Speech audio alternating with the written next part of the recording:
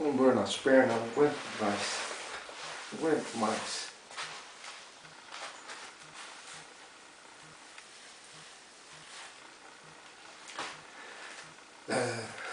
Eu queria aqui pensar o impossível, porque me interessa muito mais as questões impossíveis do que as possíveis.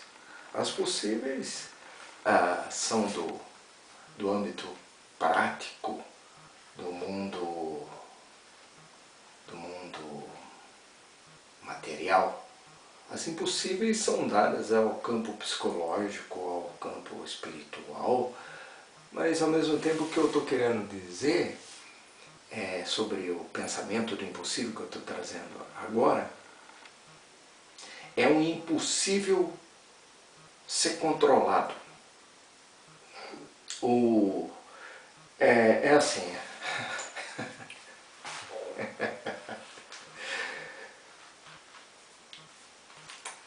Pensando sobre escrever as histórias, né? Eu estou fazendo um novo escafandro. Eu coloquei esse aqui, o antigo, vou fazer um cor-de-rosa. Vou fazer um casalzinho de escafandro, de roupas, para procriar e depois ter escafandrinhos, né? Aí eu não vou precisar mais fazer os escafandros. Não é isso. É que eu faço dramaturgia para o escafandro. Esse não é o pensamento do impossível, não. O pensamento do impossível é o seguinte: independente do novo escafandro que eu achei na capa samba, olha eu desviando o assunto de novo. Exatamente isso que eu quero dizer, que a gente é controlado pelo inconsciente. Então, quando a gente fala que acredita, a gente falou que acredita em alguma coisa. Mas a gente pode agir como quem não acredita. E vice-versa. Porque o campo da psicologia é um campo atemporal. É como se fosse o... se eu começar a falar a citação aqui da Divina Comédia, o inferno, quem que era? Era o Ulisses. Ulisses é do outro lá, né? Esqueci. Não sou muito bom nisso, né? Eu sei que é como se fosse o inferno do Dante. No inconsciente da gente, a gente está lá como se estivesse de castigo, estivesse pagando, é o limbo, né? Seria mais o limbo, não seria o inferno, seria o limbo. A gente está lá. Então é isso, a gente é movido pela força do inconsciente. Então eu vou escrever uma história e eu tenho um fiozinho de cabelo, era isso que eu estava pensando na rua, sabe? Eu tenho um fiozinho de cabelo que eu tenho DNA. É assim que começa a escrever a história. E onde está o pensamento do impossível? O fiozinho de cabelo tem um DNA e eu consigo arrancar um ser humano inteiro, esse fiozinho de cabelo. Então eu tenho lá uma ideia para escrever a história. Já vem com o DNA essa ideia, porque essa ideia veio desse limbo que somos nós, estamos presos lá, sofrendo. Essa ideia veio de lá e a gente se comunica e vai trazendo ela. Então vai formando uma história. Então qualquer bobagem, então alguém orienta, muda isso, muda aquilo. A gente vai vivendo, vai passando o tempo e vai construindo. Aí chega uma hora que essa história vai realmente jogar para fora dela uma escada onde a gente sobe até um ponto que a gente possa até entrar dentro da história, participar da história. Mas é a história que nos escreve, não somos nós que escrevemos as histórias. Esse é o pensamento do impossível. Como controlar uma história que é escrita através da gente e o escritor está lá no limbo, num lugar assim mítico, escrevendo a história, se comunicando, lançou. É como se ele tivesse lá uma maquininha de escrever numa outra dimensão, num outro lugar, e O Philip K. Dick falava que as histórias dele eram como uma Bíblia e que ele recebia ela de uma estrela, uma coisa assim, era enviada para ele. Então, isso que eu estou falando não tem nada de original, mas é isso que eu sinto ao escrever. Qualquer ideia, aquela vontade de escrever uma história não é da gente. É uma mensagem que a gente recebeu desse lugar que tem o nosso, que tem um alter ego, um avatar. A gente é um avatar dessa figura, não sei que palavra usar. Mas olha só a construção do raciocínio. A gente tem que manter o contato, e aí é que tá, é como se fosse regar uma planta, às vezes nasce, às vezes não nasce, cresce, tem frutos. Então parece que essa coisa de você viver e ter uma satisfação, uma aceitação, sabe? E às vezes até atingir o sucesso, coisas assim, é uma coisa incontrolável. Não tem fórmula, não dá para manter, não dá para dizer que não vai acontecer. Está no impossível. Então as histórias são escritas do impossível para o mundo do possível, onde nós estamos ligados e não conseguimos romper isso. Agora, não é todo mundo que escreve histórias, né? Mas até a ideia dele de por que ele existe está ligado com esse lugar. Então, a pessoa pode não acreditar em Deus, mas não cabe ao mundo material provar existências ou crenças. Então ele fala, eu acredito, não muda nada ele falar, eu não acredito.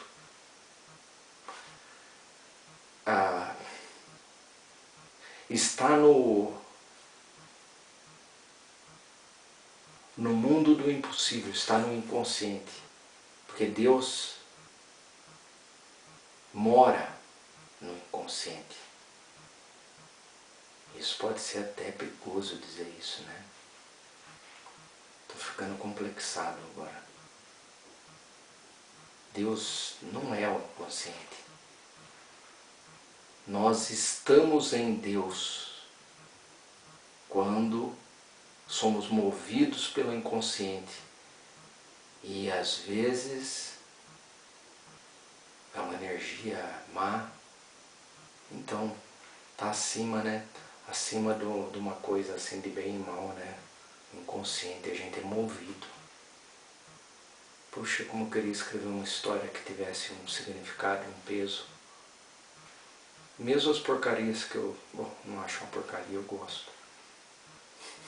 Como eu poderia não gostar, né? Se ela tem uma relação como essa que eu acabei de dizer, que ela vem, aí eu tenho que, talvez eu tenha que, a gente frequenta tanto psiquiatra, psicólogo, essas coisas, parece que é que nem aprender um idioma para poder falar a língua do impossível. Então o psicólogo estuda e tenta enxergar o inconsciente, evitar as coisas, nos ajudar, como se fosse, nossa, é um contato com alienígena mesmo. Como, tem um filme, não sei se ainda está na Netflix, que eles chamam lá uma mulher para, vem, desce uma nave espacial lá, um negócio, e ela tem que descobrir que língua que eles falam para fazer contato. Eles testam tudo quanto é coisa. Parece que o psicólogo sempre está diante desse desafio. Estudam, Jung, Freud, todas essas coisas aí. É uma coisa espiritual, religiosa, ao mesmo tempo é uma ciência.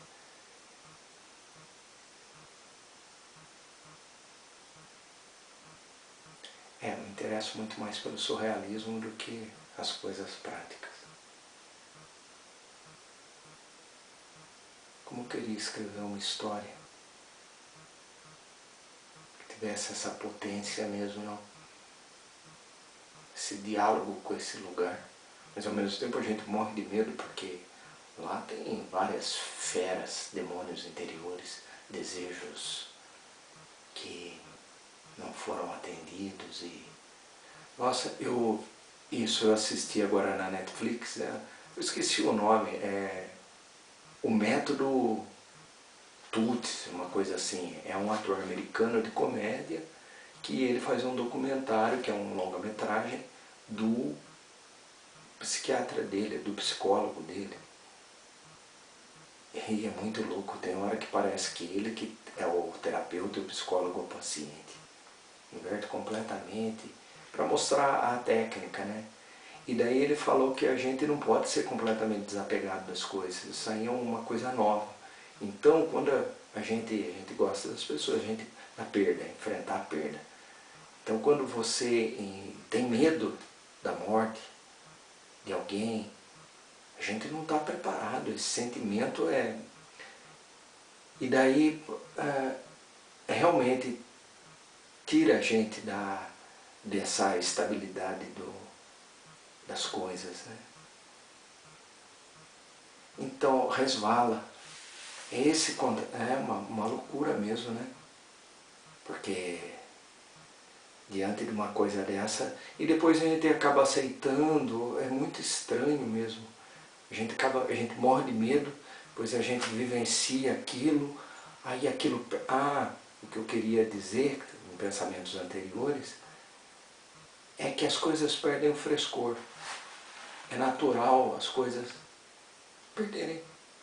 De repente aquilo que era tão importante, o amor, eu li uma poesia agora, que o poeta está despedindo da amada dele, e fala do passado, que ele ouvia o nome dela, ele tremia, ele sentia tudo. E hoje ele já não sente mais nada. Então ele está se despedindo dela. Que coisa, parece que essa coisa tão forte vem do inconsciente, depois ela gasta. Eu me lembro quando criança assistia na televisão, não tinha controle remoto, tinha o HF, anos 80 isso. E eu me lembro quando eu vi a primeira vez um comercial de televisão que eu achava bacana. Era legal aquele comercial. E a primeira vez parece que aqueles 32 segundos de comercial eram longos. E quando passava de novo o mesmo comercial, já não era tão legal, porque eu já conhecia aquilo. Então parece que essa coisa de uma primeira coisa, essa pureza, esse medo, vem do inconsciente. Aí ele vira consciente. Aí a gente aprende e a gente vai perdendo. Na infância a gente está muito próximo dessas coisas de Deus, né? Por isso Cristo fala sobre as crianças, né? Que é delas o reino do céu. E o artista fica tentando beber dessa fonte, voltar às memórias. O velho vai voltando a ter contato com essas coisas. Como queria fazer uma arte mais pura, mais dada a essas primeiras, invocar em mim, nos outros, essa experiência dessa coisa que a gente fica espantado, né? E depois, mas eu queria que fosse mais duradouro esse sentimento e conseguisse despertar esse sentimento, não ficar... Por isso o surrealismo acaba me interessando por causa da psicologia, por causa dos sonhos. Pensando no impossível, não dá para controlar isso. Talvez aprender a falar essa língua não dá, né? Os psicólogos não conseguem falar. Eles tentam ser intérprete para nos ajudar, e eles mesmos também precisam. Pensei mais um pouco do impossível, né?